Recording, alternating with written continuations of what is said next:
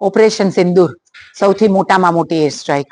આતંકવાદીઓના 9 મુખ્ય અડ્ડાઓ પર ગત મધરાત્રિના જ્યારે સમગ્ર વિશ્વ ચીર નિંદ્રામાં સોઈ રહ્યું હતું ત્યારે ભારત દ્વારા આ ઓપરેશન સિંદૂરના માધ્યમથી તમામે તમામ 9 આતંકવાદીના અડ્ડાઓને નેસ્ત નાબૂદ કરવામાં આવ્યા અને જમીન દોસ્ત કરવામાં આવ્યા. પહેલગામમાં જે ઘટના થઈ હતી તે સંદર્ભે આપણા વડાપ્રધાન નરેન્દ્રભાઈ મોદી સાહેબે કહેલું હતું કે આવા એક પણ આતંકવાદીઓને બક્ષવામાં નહીં આવે, આવા એક પણ આતંકવાદીઓને છોડવામાં નહીં આવે અને પાકિસ્તાનને એનો કડકડતો અને સણસણતો જવાબ દેવામાં આવશે. એનો જવાબ છે ઓપરેશન સિંદૂર.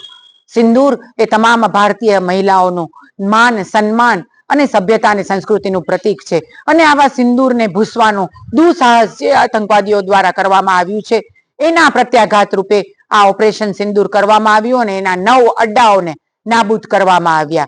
એક એક વિધવાઓ જે આ પહેલગામની ઘટનામાં હતી એ તમામ વિધવાઓના આંસુઓનો જવાબ છે ઓપરેશન સિંદૂર અને એના માધ્યમથી આ તમામ આતંકવાદીઓના અડ્ડાને નેસ્ત નાબૂદ કરવામાં આવ્યા છે. પરંતુ ભારત એક સભ્ય દેશ છે, એ સંસ્કૃતિ ધરાવતો દેશ છે, એટલે માત્ર ને માત્ર અત્યારે આતંકવાદીઓના અડ્ડાઓનો જ નાશ કરવામાં આવ્યો છે.